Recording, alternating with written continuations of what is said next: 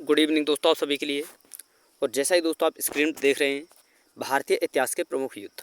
तो दोस्तों आज हम इस वीडियो में डिस्कस करने वाले हैं यानी भारतीय इतिहास में यानी दोस्तों शुरू से लेकर दोस्तों यानी प्राचीन इतिहास से लेकर और आधुनिक भारत तक दोस्तों जितने भी सारे युद्ध हुए हैं उन सारे युद्धों को दोस्तों मैं आज आपके लिए इस वीडियो में डिस्कस करने वाला हूँ। और दोस्तों मैं आपको बता दूँ जो युद्धों से संबंधित जो ये टॉपिक है थोड़ा सा लंबा टॉपिक है, इसलिए मैंने दोस्तों इसे दो भागों में डिवाइड किया हुआ है। यानी दोस्तों आज फर्स्ट पार्ट है इसका, कल सेकंड पार्ट होगा। और इसके बाद इसमें इन दोनों पार्टों में दोस्तों आपके जितनी भी आपके युद्धों से संबंधित थ्योरी बनती है वो सारी आपको कंप्लीट करा दी जाएगी। और उसके बाद दोस्तों आपको आपके प्रैक्टिस के लिए दोस्तों जो कि है दोस्तों वो ऑब्जेक्टिव टाइप क्वेश्चन भी लेकर आने वाला हूँ।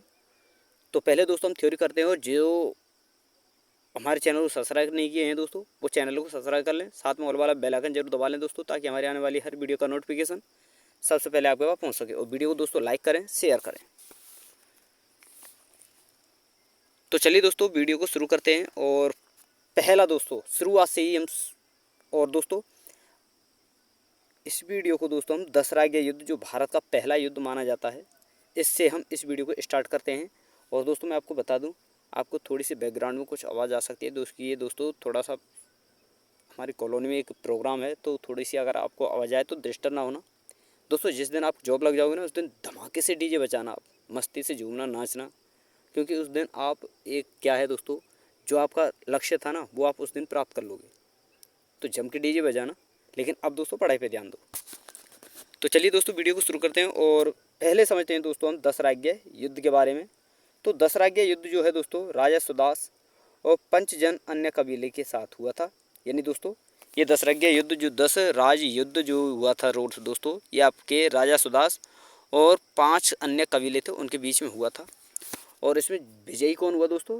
राजा सुदास इसमें विजयी हुआ था, ये आपको याद रखना है।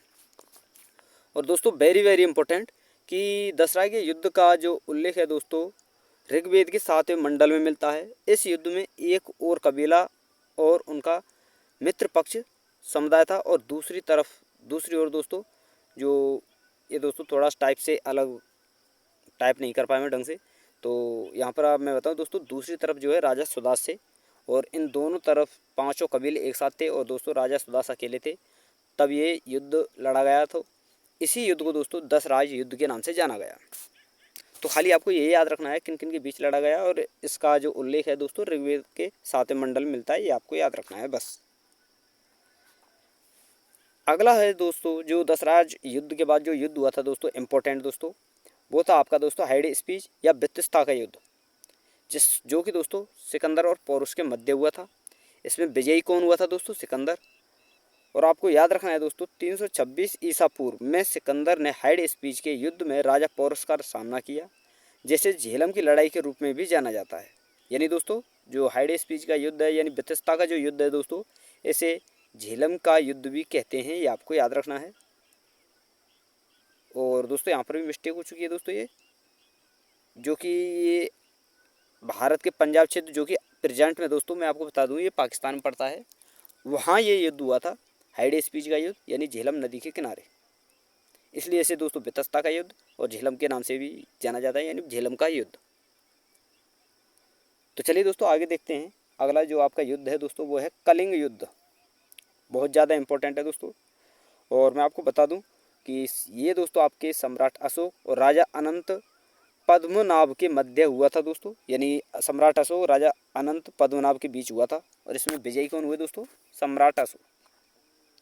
और आपको याद रखना है दोस्तों कलिंग युद्ध प्राचीन भारत में राजा अशोक के अधीन मौर्य साम्राज्य और दोस्तों कलिंग के राजा के बीच लड़ा गया था, जो दोस्तों 261 ईसा पूर्व में लड़ा गया था। ये लगभग दोस्तों 261 ईसा पूर्व के लगभग ये लड़ा गया था। और इसमें हुआ क्या था दोस्तों? इसमें लगभग 1 लाख लोग मारे गए थे और लगभग 1.5 लाख लोगों को बंदी बना लिया गया। और इसी घटना के कारण दोस्तों राजा अशोक बहुत आहत हुए और उन्होंने स्वयं को बौद्ध धर्म में परिवर्तित कर लिया। और अशोक के दोस्तों शासनकाल के दौरान कुल 14 प्रमुख शिलालेख हैं, ये आपको याद रखना है। यानी दोस्तों शिलालेख लिखने की जो परंपरा थी ना दोस्तों इतिहास में, यहीं से मिलती है हमें अशोक के जो समय से ही दोस्तों।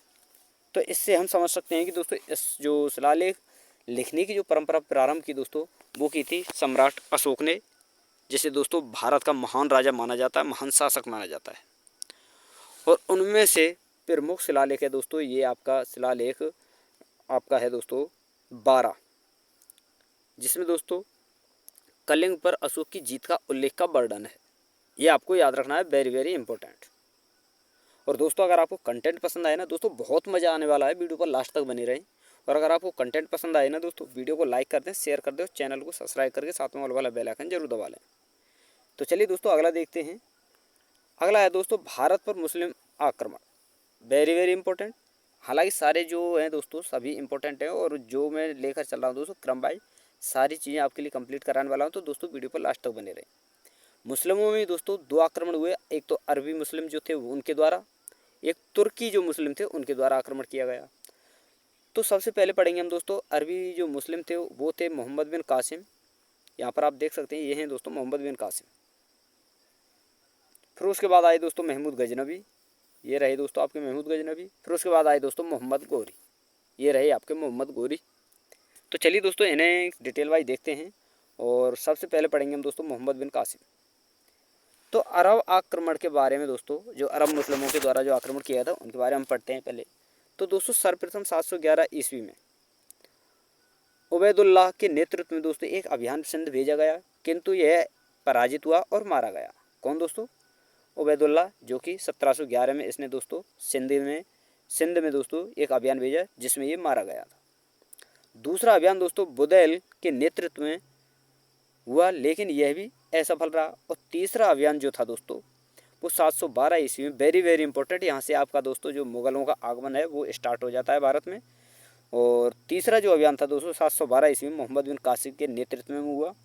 और मोहम्मद बिन कासिम ने सिंध के शासक जो थे दोस्तों दाहिर, उनको पराजित किया और दाहिर युद्ध करते हुए मारा गया था। और मोहम्मद बिन कासिम ने दोस्तों 713 ईस्वी में मुल्तान को भी जीत लिया था। तो यहाँ से दोस्तों जो है दोस्तों मुसलमानों का आगमन प्रारंभ हो जाता है। कब से दोस्तों? 712 ईस्वी से, जब मोहम्मद बिन कासिम के नेतृत्व में जो सिंध पर जो शासक थे दाहिर, उनको जब पराजित किया गया था तब से। तो चलिए दोस्तों अब आगे देखते हैं। और मैं आपको बता दूं दोस्तों, फिर उसके बाद आते हैं महमूद गजनवी, जिनका कार्यकाल था दोस्तों 908 से 998 से 1030 ईस्वी। तो देखिए दोस्तों जो आपके मोहम्मद बिन कासिम थे, ये सबुकतगीन की मृत्यु के बाद महमूद गजनवी गद्दी पर बैठे। कब दोस्तों? 1998 ईस्वी में। ये आपको याद रखना है। ये दोस्तों सबुकतगीन के ही जो हैं दोस्तों छोटे पुत्र थे, जो कि उनकी मृत्यु के बाद दोस्तों 1998 ईस्वी में गद्दी पर बैठे थे। इसने दोस्तों 1000 ईस्वी से लेकर दोस्तों 1027 के बीच दोस्तों भारत पर कुल 17 बार आक्रमण किया। और महमूद गजनवी ने सर्वप्रथम 1000 ईस्वी में भारत पर आक्रमण किया और पेशावर के कुछ हिस्सों पर विजय प्राप्त करके वापस लौट गया। कौन दोस्तों? महमूद गजनवी। फिर क्या हुआ दोस्तों? महमूद गजनवी ने 1025 ईस्वी में अपने 16वें आक्रमण में सोमनाथ के मंदिर को लूटा। और लूट के जाने के क्रम में दोस्तों उस समय पर कुछ जाटों ने आक्रमण किया और उससे कुछ संपत्ति लूट ली थी। कब दोस्तों? 1025 में। कौन सा मंदिर लूटा गया दोस्तों महमूद गजनवी के द्वारा? ये आपका सोमनाथ मंदिर। तो चलिए दोस्तों आगे देखते हैं। और महमूद गजनवी ने अपना अंतिम आक्रमण दोस्तों 1027 में जाटों के विरुद्ध किया और 1030 ईस्वी में महमूद गजनवी की मौत हो गई थी। तो जाटों के विरुद्ध आक्रमण कब किया दोस्तों? 1027 में। जो भी दोस्तों मैं आपको पढ़ा रहा हूँ ना, वीडियो पर लास्ट तक बने ध्यान से देखते रहें दोस्तों, हर चीज़ आपके लिए इंपॉर्टेंट है। और दोस्तों महमूद गजनवी के साथ दोस्तों ये आपके 3 जो हैं दोस्तों इतिहासकार आए थे। एक तो आपका फिरदौसी, जिसने दोस्तों शाहनामा लिखी। दूसरे हैं दोस्तों अलबरूनी, जिसने दोस्तों किताब उल हिंद लिखी। और एक थे दोस्तों उतबी, जो कि किताब उल यामनी इन्होंने लिखी थी। ये सारी चीज़ें आपको याद रखनी है। तो चलिए दोस्तों आगे देखते हैं। और अगला है दोस्तों आपका पानीपत का प्रथम युद्ध, वेरी वेरी इंपॉर्टेंट दोस्तों, 1526 में हुआ था। यानी दोस्तों पानीपत का यहाँ से शुरू करते हैं कि पानीपत का प्रथम युद्ध अप्रैल 1526 में पानीपत के निकट लड़ा गया था। और पानीपत वह स्थान है जहाँ 12वीं शताब्दी के बाद दोस्तों उत्तर भारत पर नियंत्रण के लिए दोस्तों कई निर्णायक लड़ाइयाँ लड़ी गई थी। तो दोस्तों आपको खासकर याद रखना है कि अप्रैल 1526 में पानीपत का प्रथम युद्ध हुआ था। अगला पॉइंट है दोस्तों आपका कि पानीपत के प्रथम युद्ध ने ही दोस्तों भारत में मुगल साम्राज्य की नींव रखी थी। कब दोस्तों? पानीपत के प्रथम युद्ध के बाद दोस्तों भारत में मुगल साम्राज्य की नींव का जो है दोस्तों रखरखाव माना जाता है। और अगला पॉइंट है दोस्तों आपका, यह उन पहली लड़ाइयों में से एक थी जिसमें मुगलों ने बारूद, आग्नेयास्त्रों और दोस्तों तोपों का प्रयोग किया था। यानी दोस्तों पहली बार भारत में जो है दोस्तों आपका बारूद का प्रयोग जो हुआ था, तोपों का जो प्रयोग हुआ था, वो किसने किया दोस्तों? बाबर के द्वारा किया गया था। और बाबर के द्वारा ही जो है दोस्तों पानीपत का पहला युद्ध लड़ा गया था। और बाबर ने ही दोस्तों भारत में मुगल साम्राज्य की नींव रखी थी। और बाबर ने ही दोस्तों भारत में सबसे पहले बारूद, आग्नेयास्त्रों और दोस्तों तोपों का प्रयोग किया था। ये आपको याद रखना है। बाबर की रणनीति क्या थी दोस्तों? तो देखिए दोस्तों, बाबर जो कि क्या थे दोस्तों, पानीपत के प्रथम युद्ध में, यहाँ से दोस्तों पानीपत के प्रथम युद्ध में बाबर ने अनेक उज्बेकों की युद्ध नीति, यानी बाबर ने उज्बेकों की जो युद्ध नीति थी ना दोस्तों,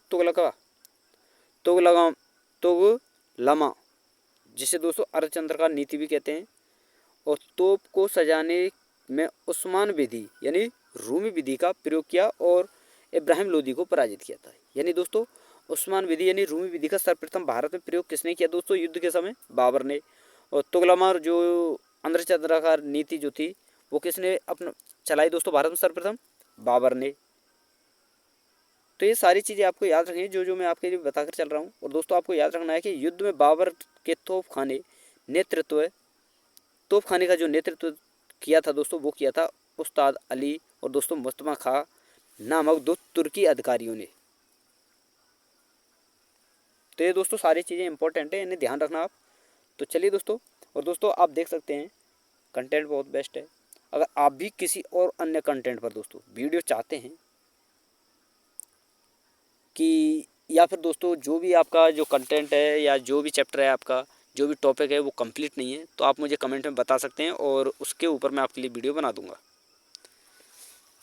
तो चलिए दोस्तों अगला देखते हैं, खानवा का युद्ध दोस्तों, वेरी वेरी इंपॉर्टेंट। और पानीपत का प्रथम, और यहीं से दोस्तों शुरू करते हैं कि पानीपत का प्रथम युद्ध में बाबर ने यह निर्णय नहीं लिया था कि वह भारत में स्थायी रूप से रहेगा। कब दोस्तों? पानीपत के प्रथम युद्ध के बाद दोस्तों बाबर ने यह निर्णय नहीं लिया था कि भारत में वह स्थायी रूप से रहेगा। और जैसे ही बाबर ने भारत में रहने का योजना बनाई तो राणा सांगा ने विरोध किया और 1527 में दोस्तों जो है दोस्तों खानवा का युद्ध आगरा के समीप हो गया। युद्ध जो है दोस्तों आगरा के समीप हुआ था। और वो किस किस में हुआ दोस्तों? खानवा का युद्ध 1527 में हुआ। और किन किन के बीच दोस्तों? बाबर और राणा सांगा के बीच में। तो चलिए दोस्तों आगे देखते हैं। बाबर ने अपने सैनिकों का मनोबल बढ़ाया और सैनिकों पर लगने वाले दोस्तों तमगा नामक टैक्स को समाप्त कर दिया। और बाबर को हर हाल में यह युद्ध जीतना था। और इसी युद्ध में बाबर ने दोस्तों जिहाद शब्द यानी धर्म के लिए जनादेश का प्रयोग किया। और इस युद्ध में बाबर अपने सैनिकों को मदिरा पीने से रोक लगा दिया। और इसी युद्ध में क्या हुआ दोस्तों? बाबर ने खानवा के युद्ध में ही बाबर ने तो दोस्तों अपने जो सैनिक थे उनसे दोस्तों तमगा जो टैक्स था वो हटा दिया, जिहाद शब्द का प्रयोग किया और सैनिकों को दोस्तों मदिरा पीने पर रोक लगा दी। तो चलिए दोस्तों अगला पॉइंट देखते हैं। बाबर ने सेना पूरी बहादुरी से लड़ी। बाबर की जो सेना थी पूरी बहादुरी से लड़ी और इस युद्ध में बाबर की जीत हुई दोस्तों। यानी खानवा का युद्ध कौन जीता दोस्तों? बाबर। और इस युद्ध के बाद दोस्तों बाबर ने गाजी की उपाधि धारण की थी। वेरी वेरी इंपॉर्टेंट, ये पूछा गया प्रश्न है दोस्तों, पूछा जाता है। तो चलिए दोस्तों आगे देखते हैं। और अगला है दोस्तों आपका चंदेरी का युद्ध। तो देखिए दोस्तों चंदेरी मालवा और बुंदेलखंड की सीमा पर स्थित एक महत्वपूर्ण व्यापारिक और राजनीतिक केंद्र था उस समय दोस्तों। कब दोस्तों? 1528 में। और युद्ध में बाबर ने मेदिनी राय को पराजित किया और उसकी दो पुत्रियों को अपने दो पुत्रों हुमायूं और कमरान को भेंट किया था। यदि मेदिनी राय की, यानी आपको याद रखना है दोस्तों, जो चंदेरी का युद्ध हुआ था वो बाबर और मेदिनी राय के बीच हुआ था। इसमें बाबर विजयी हुआ और जो मेदिनी राय की दो पुत्रियाँ थी तो उनको दोस्तों बाबर ने क्या किया, अपने पुत्र जो हुमायूं और कामरान थे उनको भेंट कर दिया था। तो ये था दोस्तों आपका चंदेरी युद्ध। अब इम्पोर्टेंट है ये तीनों दोस्तों, कि तराइन का प्रथम युद्ध 1191 में पृथ्वीराज चौहान ने मोहम्मद गौरी को हराया। यानी दोस्तों पृथ्वीराज चौहान मोहम्मद गौरी के बीच हुआ था, जिसमें पृथ्वीराज की विजय हुई। और तराइन का द्वितीय युद्ध दोस्तों 1192 में, जिसमें मोहम्मद गौरी ने दोस्तों पृथ्वीराज को हराया था। और चंदावर का युद्ध दोस्तों 1194, इसमें मोहम्मद गौरी ने जयचंद को हराया था। तो ये इंपॉर्टेंट है दोस्तों, इन्हें आपको खासकर याद रखना है। तो चलिए दोस्तों आगे देखते हैं, और कुछ बचे हैं थोड़े से। और दोस्तों अगर आपको कंटेंट पसंद आ रहा हो तो वीडियो को लाइक करें, शेयर करें, और दोस्तों चैनल को सब्सक्राइब जरूर कर लिया करें। और दोस्तों फिर बोल रहा हूँ कि जो भी आपका टॉपिक कंप्लीट नहीं है वो मुझे आप कमेंट में बता सकते हो, उसके ऊपर मैं दोस्तों कंप्लीट वीडियो लेकर आपके लिए उपलब्ध करा दूंगा। जो भी आपका टॉपिक बचा हुआ है या जो आपका कंप्लीट नहीं है उस पर मुझे आप कमेंट में बता सकते हैं। अगला है दोस्तों आपका घाघरा का युद्ध, जो कि 1529 में लड़ा गया। और 1529 में इसने घाघरा के युद्ध में बिहार, कौन सा दोस्तों किसके बीच लड़ा गया दोस्तों? बाबर और महमूद लोदी के बीच ये लड़ा गया था। ये आपको याद रखना है, फर्स्ट पॉइंट तो यही है। और दोस्तों 1529 में इसने घाघरा के युद्ध में बिहार तथा अफगान की संयुक्त सेना को पराजित कर दिया। और इसका नेतृत्व महमूद लोदी ने किया था, किंतु बाबर ने अफगानों का महत्वपूर्णतः सफाया नहीं किया और बचे हुए अफगान सैनिक हुमायूं के लिए खतरा बनकर सामने आए थे। तो ये आपको याद रखना है कि घाघरा का युद्ध जो हुआ था दोस्तों महमूद लोदी और जो है दोस्तों आपका बाबर के मध्य हुआ था, जिसमें महमूद लोदी की पराजय हुई थी। और कब हुआ था दोस्तों? 1529 में। अब है दोस्तों आपका अगला चौसा का युद्ध, जो कि दोस्तों 1539 ईस्वी में हुआ था। और चौसा का युद्ध जो है दोस्तों आपका शेर खां और हुमायूं के बीच लड़ा गया था। और इस युद्ध में दोस्तों हुमायूं के अनेक सैनिक गंगा एवं कर्मनाशा नदी में डूबकर मर गए और हुमायूं भी गंगा नदी में कूद पड़ा, लेकिन वहाँ से भी ये दोस्तों बच निकला था। और अगला पॉइंट है दोस्तों चौसा के युद्ध के बारे में ही, निजाम नामक एक भित्ति ने इसे दोस्तों डूबने से बचाया था। किसको दोस्तों? हुमायूं को। और इस तरह से दोस्तों शेर खां इस युद्ध में विजयी रहा। और इस उपलक्ष्य में शेर खां ने दोस्तों शेर शाह की उपाधि धारण की थी। और उसके बाद दोस्तों शेर खां को दोस्तों शेर शाह के नाम से जाना गया। और इन्हें ही दोस्तों शेर शाह सूरी कहते हैं, जिन्होंने दोस्तों हुमायूं को जो है इंडिया से जड़ से खत्म कर दिया था लगभग दोस्तों। तो किस युद्ध में दोस्तों? चौसा के युद्ध में। और कब हुआ दोस्तों? 1539 में। अगला है दोस्तों आपका, और देखिए दोस्तों मैं शुरू में ही आपके लिए बता चुका हूँ, 2 पार्टों में वीडियो आपकी आने वाली है। तो अगली वीडियो आपकी कल आएगी, ताकि आपको जो है दोस्तों समझने में किसी प्रकार की दिक्कत ना हो। तो ये आपका फर्स्ट पार्ट है दोस्तों, और वीडियो को लास्ट तक और ध्यान से देखते रहें दोस्तों, मस्ती से। आपके जितने सेंट्रल लेवल के एग्जाम है दोस्तों, railway, SSC, GD, Delhi police या अन्य स्टेट लेवल के जो एग्जाम हैं, सभी में दोस्तों बहुत इंपॉर्टेंट टॉपिक ये जो है दोस्तों रोल रखता है अपना। तो वीडियो पर लास्ट तक बने रहें। अगला है दोस्तों आपका पानीपत की दूसरी लड़ाई। तो पानीपत की दूसरी लड़ाई दोस्तों 5 नवंबर 1556 को अफगान बादशाह आदिल शाह सूर के सेनापति हेमू और अकबर के बीच हुई थी। हेमू के पास अकबर से कहीं अधिक बड़ी सेना थी तथा 1500 हाथी भी थे, लेकिन फिर भी दोस्तों पानीपत की दूसरी लड़ाई में जीता कौन दोस्तों? आपका अकबर।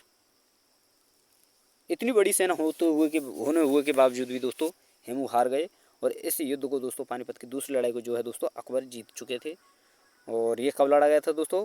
5 नवंबर 1556 को ये आपका लड़ा गया था।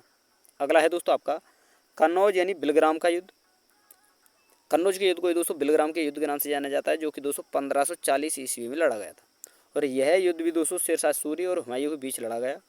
और इस युद्ध में हुमायूं जो है पराजित हुआ। और इस युद्ध के बाद दोस्तों शेर शाह का आगरा और दिल्ली पर अधिकार हो गया। और हुमायूं को हराने के बाद इसने दोस्तों सुल्तान की उपाधि धारण की थी। दोस्तों ये क्वेश्चन बनता है कि जो शेर शाह सूरी हैं उन्होंने सुल्तान की उपाधि कब धारण की और किस युद्ध में की थी? तो दोस्तों बिलग्राम यानी कन्नौज के युद्ध में 1540 में। ये आपको याद रखनी है सारी चीज़ें दोस्तों। मैं आपको बता दूं थ्योरी से बाहर कुछ नहीं बनता, जितने क्वेश्चन बनते हैं थ्योरी से बनते हैं। तो इसलिए बोलता हूँ मैं दोस्तों आपसे कि थ्योरी को जरूर कंप्लीट देखा करें। तो चलिए दोस्तों अगला देखते हैं। अगला है दोस्तों भारत इतिहास के प्रमुख अन्य युद्ध जो हुए थे दोस्तों, वो है आपका पहला है हल्दी घाटी का युद्ध दोस्तों, जो कि दोस्तों 1576 में लड़ा गया था। दोस्तों मैं वही युद्ध आपके लिए कराने वाला हूँ जो इम्पोर्टेंट है। तो दोस्तों हल्दी घाटी का जो युद्ध है 1576 में लड़ा गया।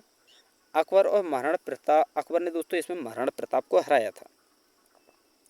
यह युद्ध दोस्तों 18 जून 1576 को लड़ा गया था।